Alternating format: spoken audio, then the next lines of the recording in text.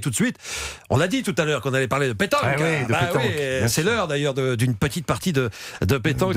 Une Nicolas. partie de pétanque. Bah ouais. Ça sent bon l'été. Ça fait l'été, un petit verre de pastis avec Pourquoi pas quelques petits gâteaux apéro aussi. Avec bien sûr. modération, Avec évidemment. modération. Des tomates cerises. Allez, on va rester calme. Oui, on va rester calme.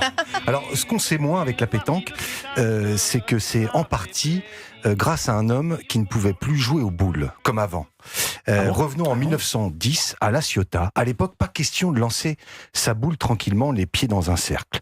Dans le Midi, on joue au jeu provençal. Et pour lancer, on prend de l'élan. Seulement, voilà, à La Ciotat, il y a un excellent joueur qui s'appelle Jules Hugues.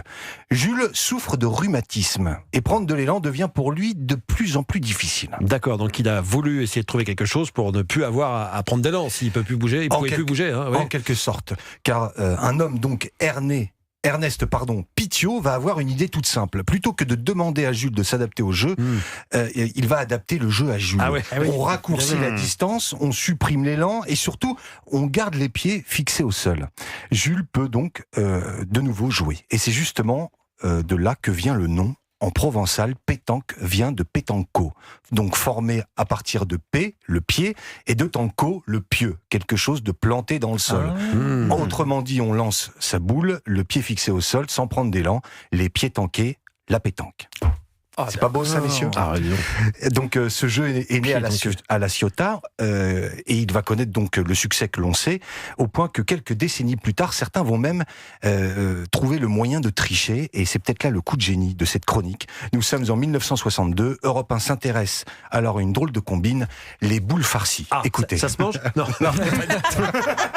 De quoi s'agit-il exactement lorsque l'on parle de boules farcies? Une boule farcie, une boule truquée, comme son nom l'indique, est une boule à l'intérieur de laquelle on a introduit un métal, du mercure la plupart du temps, qui a pour conséquence de freiner la chute de cette boule et aussi de la faire rester sur un terrain en déclivité, alors que normalement, cette boule, si elle n'avait pas été truquée, elle aurait continué sa course. Ah oui, comment on ouvre une boule pour la farcir? Je vous le dirai. C'est plus cher ça. Il n'a pas tout mis dans la chronique. Il y a une version de luxe. Enfin, voilà, vous avez déjà. Moi, j'ai jamais réussi à dévisser une boule de pétanque pour. C'est plus possible aujourd'hui. Qui pratiquait, enfin, il faisait un trou. Injection, dedans, je pense. Une injection. Wow, Injection de mercure. Mais les boules des enfants, quand ils jouent, d'ailleurs, elles sont très très lourdes. Elles sont en eau. Souvent, il y a de l'eau dedans. Oui, et elles sont remplies avec quelque chose. Bon, la mozzarella souvent avec de l'eau. De l'eau. Luana, les boules pour les enfants.